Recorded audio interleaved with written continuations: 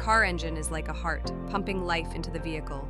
It starts with air and fuel mixing in the cylinders, where a spark ignites the mixture, creating a tiny explosion. This explosion pushes the pistons down, turning the crankshaft and ultimately powering the wheels. The engine breathes in through the intake valves and exhales through the exhaust valves, releasing gases.